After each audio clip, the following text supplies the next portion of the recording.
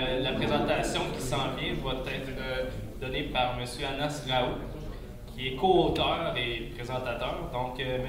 Raoult est étudiant à la maîtrise en aménagement du territoire et système d'information géographique au département de géographie à l'Université du Québec à Montréal. M. Raoult consacre tous ses travaux à l'apport des SIG au domaine de la recherche en transport en commun et en mobilité urbaine. Après son diplôme d'études supérieures spécialisées en SIG à l'UQAM en 2015, il développe les compétences nécessaires pour apporter une expertise dans le domaine. Il a aussi une carrière de 10 ans dans le domaine de la gestion en tant que contrôleur de gestion et qui s'est soldée par des projets d'envergure en intelligence d'affaires et en système d'information de gestion. Tu parles trop vite? Non, c'est prêt?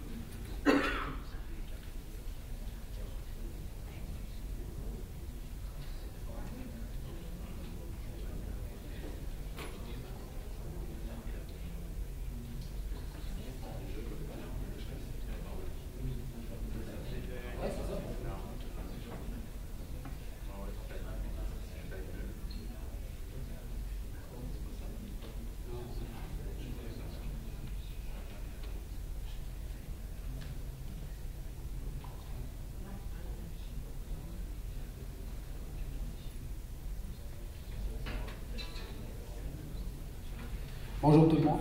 Je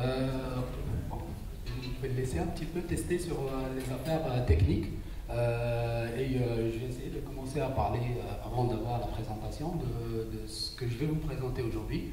En fait, c'est mon projet de DSS, mon projet de stage de DSS que j'ai fait à l'UQAM qui porte sur les GTFS. Donc je vous donne un petit peu la topo des GTFS, comme ça vous serez déjà dans le bain quand on arrivera dans la présentation, si déjà il s'ouvre. Les GTFS, c'est des données de transport que Google Maps a créées pour les compagnies de transport pour qu'ils puissent mettre leurs données derrière. Donc en fait, quand vous ouvrez une application de Google pour lui dire je veux m'en aller du point A au point B, ce qui tourne derrière, c'est des données de compagnies de transport et non pas de Google. Et en fait, ces données de transport, ils ont été pluguées sous forme de GTFS et au départ ça s'appelait Google Transit Feed Specification et maintenant ça s'appelle General Transit Feed Specification parce qu'à partir de l'année 2012, depuis l'année 2012, ces données sont devenues ouvertes. Donc il y a pas mal de monde qui aujourd'hui traite ces données-là pour en sortir des applications. Pour en sortir des choses qui show off, des choses qui frappent, qui sont pas mal le fun. Mais ce qu'on a fait, nous, dans notre travail, c'est la partie analyse. C'est-à-dire qu'on est des gens dans les SIG, on travaille dans les SIG, et on veut développer une approche analyse SIG. Ça s'est fait dans l'optique que toutes les compagnies de transport vont être intéressées par ce qu'on a fait, parce que c'est une information qui va être créée pour eux, qui va être critiquable et critiquée. Elle va beaucoup critiquer le système de transport, puis elle va pas mal sortir les failles de ce système-là, aussi les points faibles et les points forts, mais on se concentrera plutôt sur les failles. Et, je vais essayer quand même de continuer la présentation. J'ai besoin de mes cartes là, pour vous montrer toutes les affaires, mais on va discuter un petit peu. Je vais faire dresser une topo du projet. Ce qu'on fait, c'est qu'on prend les données GTFS sous forme texte. C'est des données qui sont dans des fichiers .txt. On sait tous que des fichiers .txt, on en traite sur ArcGIS, mais ces données GTFS ont une particularité, c'est qu'ils portent de l'information à l'intérieur. L'information sur le réseau, l'information sur le temps, l'information sur les arrêts, le positionnement des arrêts, la connexion entre les arrêts. Et donc c'est ça que tous les développeurs ont essayé d'aller chercher pour créer des petites applications. Vous allez en trouver pas mal aujourd'hui qui sont créées sur la base de ça. Nous, on a dit non, non, non, on est plutôt des scientifiques, on est dans un département de géographie qui œuvre pour des recherches scientifiques. On va faire ça, on va prendre ces données-là, puis on va chercher comment les intégrer dans un cycle, d'abord, puis ça c'est pas mal un gros travail à faire, ensuite aller les analyser. Donc le premier défi c'était prendre GTFS, les mettre sur ArcGIS. Super, c'est assez facile, d'accord? Mais quand on a voulu faire ça, ça ne marche pas. Esri n'est pas encore rendu au niveau de traiter ces données-là, de trouver un outil, de créer un outil dans ArcGIS qui traite ces données-là puis qui les ramène de manière instantanée en shapefile ou en base de données. Donc, premier défi. Donc, ce qu'on a fait, c'est qu'on a essayé un peu de se creuser les ménages et puis on a trouvé des parades avec Python pour pouvoir extraire ces informations-là et les mettre sur ArcGIS. Premier défi réglé, ok, on a nos shapefiles. Qu'est-ce qu'on en fait maintenant de nos shapefiles alors qu'on veut faire de l'analyse derrière? Ça ne marche pas. Ce qu'on veut faire, c'est de l'analyse spatiale. Et là, on a besoin de connaître et les données, de les visualiser, mais ce qu'il y a derrière aussi, l'information qu'ils contiennent. Donc, on a encore une fois, traiter tout ça. On est parti... travailler avec, pas parti, mais on a travaillé à distance avec une ingénieure d'Esri aux États-Unis et qui travaille, c'est une ingénieure de réseau, mais qui travaille en dehors sur ses heures à elle, qui travaille sur ces affaires-là de GTFS. Super, ça faisait notre bonheur à nous, sauf qu'elle le faisait juste pour une petite région, alors que nous, on a travaillé sur l'RMR de Montréal au complet. Vous imaginez, l'idée en fin de compte, c'est de prendre un code postal, puis de chercher l'information qu'il y a derrière et de sortir cette information comme des variables qu'on va traiter statistiquement ou spatialement. Et en fait, on a 94 000 codes postaux sur l'RMR de Montréal. Comment on pourrait traiter 94 000 informations qu'on associera à 28 000 arrêts de bus, de stations et de métro qui se trouvent dans l'RMR et faire toutes les relations qu'on voudrait pour en sortir de la donnée? Bon, ça c'était un autre défi qu'on a dû contourner par le découpage spatial de la région, puis on a quand même réussi pas mal à le faire. Après ça, dès qu'on a plugué cette base de données maintenant, et qu'on a une base de données consultable, qui est sous forme SQL, ce qu'on a pu faire, c'est ramener des données statistiques. Ça, c'est pas extraordinaire, sauf que c'est StatCan, hein, les données sont un petit peu à la renverse. Donc, pour les traiter dans nos affaires à nous, ah, c'est super, merci. Je pourrais voir voix et image à la fois. Ok. Merci beaucoup.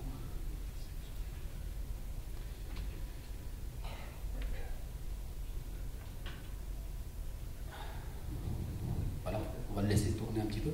Donc, c'est de traiter ces données-là, les ramener avec une base de données socio-démographique, parce qu'on a choisi des variables socio-démographiques, et en sortir une analyse.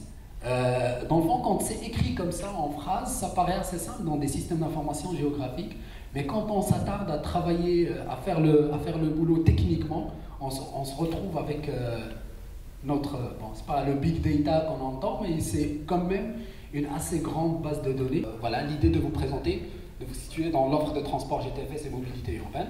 Donc je vais passer au travers de tout ça, je vous ai expliqué ce qu'on fait, hein, le développement de mesures de niveau de service. Ça s'est fait au département d'études urbaines et touristiques, hein, c'est pas au département de géographie. Le département de géographie, il a apporté toute sa connaissance et sa compétence à travers moi, ambassadeur, et on a travaillé avec le département d'études urbaines et touristiques. Voilà, donc c'est mon DSS à la géographie. Puis c'est Ville Région Monde qui ont financé derrière ce projet-là. Malheureusement, mon prof n'a pas pu venir aujourd'hui, Hugo Lachapelle, c'est lui qui est tuteur du projet, puis qui devait être co-présentateur. Voilà, présentation, les objectifs, c'est développer les mesures de niveau de service, faire une focus visuel et descriptif, c'est ce qu'on a expliqué un petit peu, associer les données sociodémographiques avec les données de navettage, évaluer les navetages. Et dès qu'on rentre ici, hein, on touche pas mal les compagnies de transport. Hein. Il faut faire très attention parce que là, on est en train de, pas le critiquer dans le sens négatif, mais au moins de les aider à comprendre qu'est-ce qui se passe. Puis on verra dans les chiffres, ça sera pas mal clair. Bon, pour la méthodologie, je vais passer vite rapidement parce que je n'aurai pas le temps de faire tout. Mais bon, c'est les GTFS, comment on les exporte, comment on les importe plutôt. C'est sur GTFS Data, c'est sur la base de données des GTFS et depuis 2012 on trouve pas mal toutes les données qu'on veut sur le monde. On peut aussi sur les compagnies de transport aller chercher cette donnée-là parce qu'elle est devenue ouverte. Les données sociodémographiques, c'est recensement et enquête nationale des ménages. Et quand je dis enquête nationale des ménages, je pense certains de vous, ça va susciter des réflexions. Hein. On a les salaires, on a les chômeurs, on a les immigrants, on a tout ça qu'on va traiter en mobilité. Ensuite, les données spatiales, bon, Adresse Québec nous a fourni les codes postaux, puis la cartothèque UQAM, on a trouvé tous les shapefiles dont on a besoin, toute l'information dont on a besoin. Ensuite, il y a eu les unités d'analyse. Nous, on a travaillé sur les aires de diffusion et les codes postaux, donc deux bases de données énormes qui sont comme clés primaires, aires de diffusion et codes postaux. On verra après pourquoi. Les GTFS, ça se présente comme ça. Donc, on a un petit peu cherché à créer un ETL, un espèce d'ETL qui fait un ETL, c'est un Extract, Transform and Load, qui va prendre les bases de données en texte, puis qui va pas juste les ramener dans une géodatabase en shapefile, ça sert à rien de visualiser les données. C'est l'information qu'on cherche, puis on les intègre d'abord dans une base de données SQL qui elle-même se trouve dans une géodatabase d'Esri. Ensuite, il y a les données statistiques, donc on a créé des bases de données comme ça. Ça, c'est nos propres bases de données. Avec comme par exemple ici les aires de diffusion, puis toutes les variables sociodémographiques qu'on peut trouver. Pour ce qui est des définitions des variables, donc on a eu des variables de fréquence de service, comme par exemple le nombre de voyages qu'on peut trouver dans un arrêt pour un code postal dans un rayon de 500 mètres.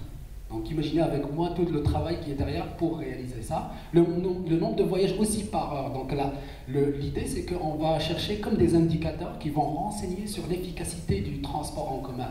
Vous dites, il y a combien d'arrêts de bus dans un rayon de 500 mètres autour de chez moi? Il y en a 10. C'est super. Non, c'est pas super parce qu'il y a un passage par 2 heures. Donc c'est pas super, ça dessert pas ton code postal. Et c'est ça qu'on est allé chercher derrière. Les variables de réseau, c'est des variables comme ce qu'on a dit, combien d'arrêts se trouvent dans un rayon de 500 mètres, est-ce qu'ils sont proches, à quelle distance ils se trouvent. Et les autres variables, je vais passer parce qu'il y a plein d'affaires à dire ici, mais c'est juste d'autres variables qu'on peut calculer, comme le nombre de personnes par code postal. On n'a pas cette variable, mais puisqu'on a le nombre de personnes dans une aire de diffusion, et qu'on a le nombre de codes postales d'adresses dans un code postal, on peut faire un petit calcul, on peut jongler puis retrouver ça. Il y a aussi les variables d'intérêt, puis la plus importante qu'on a essayé de chercher, c'est le pourcentage des personnes qui utilisent le transport en commun. Et ça, c'est l'enquête nationale des ménages qui a pu nous fournir cette information. Ensuite, méthodologie assez rapide, hein. Il y a les outils, bien sûr ArcGIS. On a Stata pour toutes les données statistiques. On a les Excel qui est le plus, c'est un très beau tableur. C'est lui qui, à travers lui, qu'on a créé les bases de données statistiques. Puis on a Python pour faire notre ETL, mais aussi pour faire notre outil de data mining qui va aller chercher l'information après. Google Pro, il nous a beaucoup aidé pour replacer les codes postaux parce qu'on en a trouvé pas mal qui étaient placés dans l'eau. Malheureusement, c'est les bases de données d'Adresse Québec, mais il y a des codes postaux qui sont dans l'eau, donc il fallait les remplacer. Ça, c'est pour les outils. Pour ce qui est des traitements et analyses, bon, ça, c'est que les problématiques de GTFS. Je vais passer, puis je vais vous expliquer tout ça. Alors, ça se passe comme ça. On a une base de données, un réseau. On a plugué toute notre base de données à l'intérieur. Ce que vous voyez ici, c'est juste les shapefiles de rue avec des connecteurs. Mais c'est un réseau. Puisqu'on parle de connecteurs, ça veut dire que c'est des points de connexion, de jonction. Ensuite, hop, on ramène nos codes postaux par-dessus. Donc c'est la base de données spatiale des codes postaux qu'on a traité pour que ça devienne spatial. Ensuite, on a ce que vous voyez ici, c'est les GTFS de train. Après, c'est les GTFS de métro. Et à la fin, on a les GTFS de bus. Donc toute l'information, elle est là. Mais jusqu'à maintenant, c'est que du visuel, c'est pas du traitement, c'est pas de l'information. Donc notre data miner, si je puis dire comme ça le mot, c'est ça, c'est une interface de requête. À l'intérieur, on va renseigner plein d'informations, puis lui, il va aller chercher cette information derrière. Comme par exemple, on va lui dire que c'est les codes postaux qu'on va traiter. puis on va choisir la période de la semaine, puis l'heure dans cette période de la semaine, est-ce que c'est un lundi entre 6h et 9h, heure d'achalandage, puis est-ce qu'on va aller chercher dans un rayon de 500 mètres, puis il va compiler tout ça derrière pour aller calculer le réseau de 500 mètres dans la buffer de réseau, puis il va nous ressortir l'information comme variable. Pour les aires de diffusion, bon, c'est la plus petite région géographique normalisée, et donc c'est pour ça qu'on l'a choisi, parce que l'information au niveau statistique, elle s'arrête là, elle s'arrête aux aires de diffusion. Mais nous, on a dit, pas question, on va aller aux codes postaux.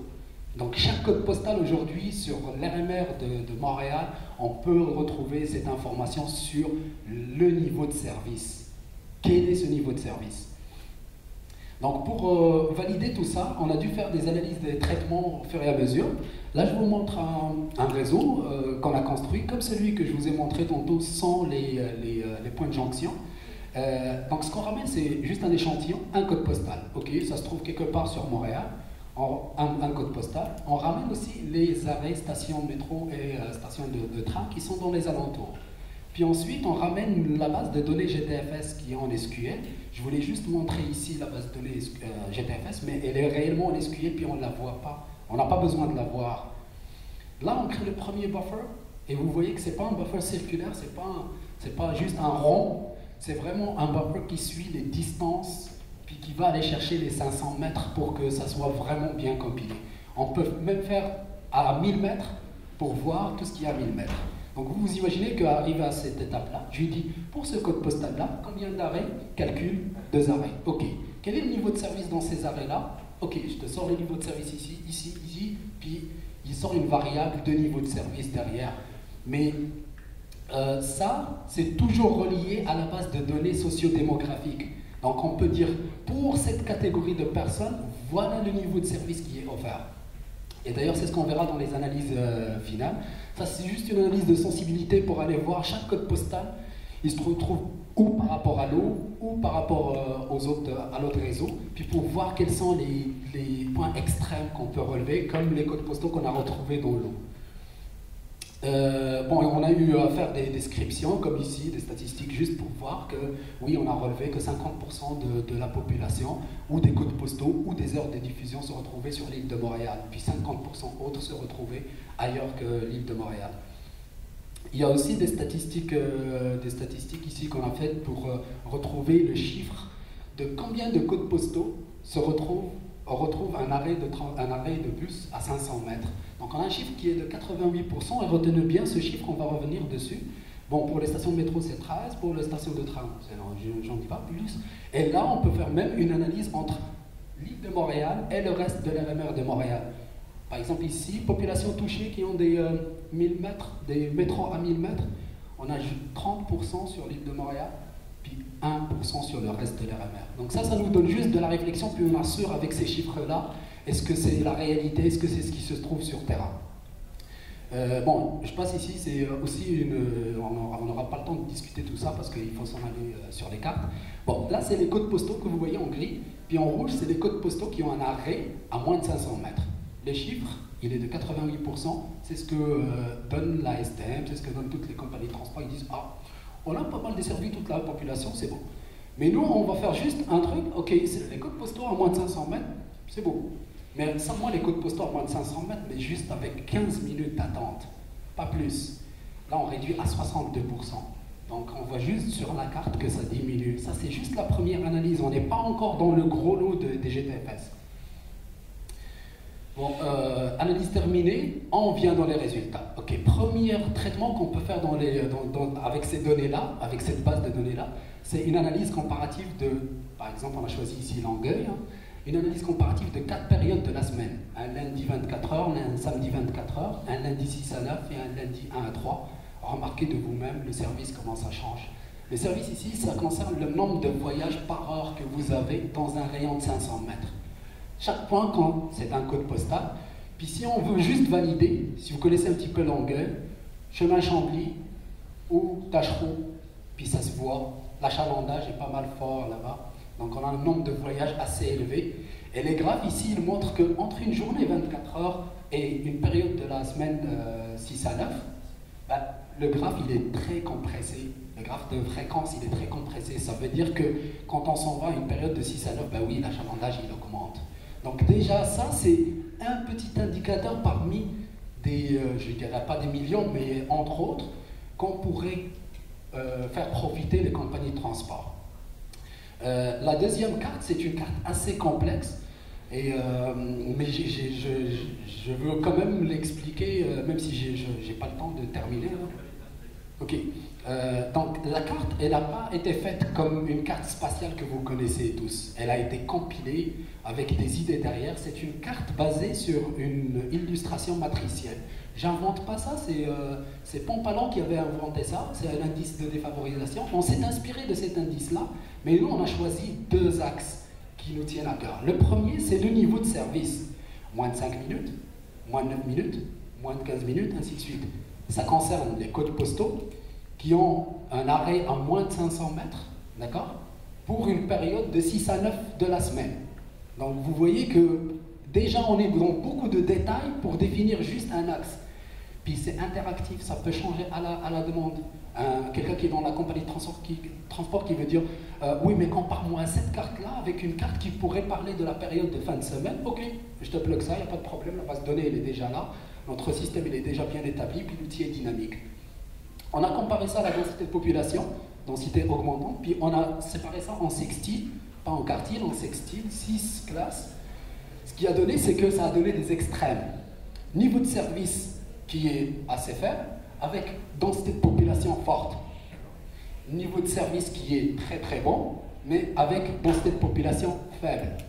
Donc là, on peut vraiment aller matriciellement dans deux axes, aller chercher des cellules, puis pouvoir les analyser cartographiquement.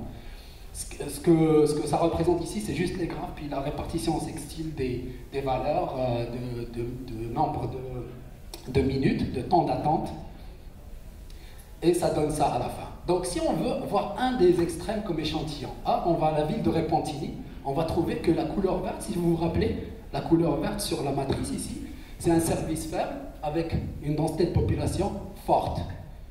Puis ça se voit pas mal ici, puis les gens qui connaissent Repentigny vont dire oui, il y a beaucoup de population, oui, mais le service n'est pas aussi bon qu'à Longueuil. Donc on a aussi des zones comme les zones ici, où c'est un autre extrême cette fois, c'est le niveau de service qui est bon, mais pas de personne. Les codes postaux, il n'y a personne qui habite là-bas. Oui, ça existe, ben, c'est Dorval, c'est les zones industrielles, c'est des gens où on va travailler là-bas, mais on n'habite pas là-bas. Donc, quand même, la carte, elle est assez bien explicite, puis dans le fond, on peut la changer, comme j'ai dit, à la demande. Et donc, ça nous donne une certaine zonalité avec des couleurs, et puis ça explique exactement c'est quoi le niveau de service. Une compagnie de transport qui a ça devant elle, elle va dire, ok, ben, je vais cibler d'abord le vert, puis on verra après. Mais c'est déjà un indicateur. Après, il y a eu les analyses statistiques, donc je ne vais pas rentrer dans le détail, mais c'est juste pour vous montrer qu'on a validé tout ce qu'on a fait par des analyses statistiques. Donc comme ici, densité de population qui augmente, avec une fréquence des services qui augmente, c'est tout à fait logique. Ou fréquence des services qui augmente avec pourcentage d'utilisation qui augmente. Est-ce que c'est vrai ou pas? Oui, on a trouvé que c'était vrai, puis c'est logique. Puis après, on est aussi rentré dans le détail pour aller chercher ici, comme vous le voyez, les facteurs sociodémographiques associés au nombre de passages par heure pour des aires de diffusion. Et donc on a relevé le nombre de voyages par heure pour une variable, parce que ce qu'on a fait avant, c'était juste la corrélation entre deux variables. Là, ce qu'on veut faire, c'est plusieurs variables explicatives avec une seule variable. Et là, ce que ça nous a donné, c'est pas mal intéressant. Ok, augmentation du pourcentage du revenu et du pourcentage de la tranche 15-34 ans, mais diminution de la fréquence de service. Ben, si les compagnies de transport, ça ne les interpelle pas. Puis aussi augmentation du pourcentage des chômeurs et des immigrants avec une augmentation de la fréquence de service. Ça, c'est pas mal logique. Hein. Là où on a des chômeurs ou des immigrants, ils ont toujours tendance à utiliser le transport en commun, pas les moyens d'acheter des autos personnelles et tout ça. Donc ça dresse juste la topo, puis ça vient valider derrière, puis ça rejoint exactement ce qu'on veut faire. Et on est pas mal satisfait que les résultats sont tout à fait corrects. Dans la conclusion, je dirais qu'il serait difficile d'arriver par juste une analyse assez simple à faire des traitements comme ça. C'est pour ça qu'on a utilisé d'ailleurs les GTFS, qui nous montre vraiment ce que c'est le niveau de service dans sa réalité. Puis pour les perspectives, et je finis par ça, mais c'est important, c'est que notre projet, il est embryonnaire. On a juste développé l'outil, puis il est là, puis il est bon, mais on s'en va avec ça dans un projet de maîtrise. Parce que le DSS, il est terminé, c'est bon, c'est cool, mais on s'en va avec un projet de maîtrise encore plus grand. Et là, on va développer des indicateurs de niveau de service pour les compagnies de transport, bien sûr. On va faire les analyses détaillées maintenant, on va zoomer sur STM, RTL, STL, voir qu'est-ce que ça se passe pour chaque compagnie. Et puis on va pouvoir même effectuer, faire comprendre l'effet sur l'usage, si on veut faire une comparaison avec d'autres données de recensement 2006 ou 2011. Donc j'ai essayé de faire assez très vite, j'aurais pu vous parler encore plus de ça. Je vous remercie pour votre attention, puis si vous avez des questions, ça m'enchanterait de répondre.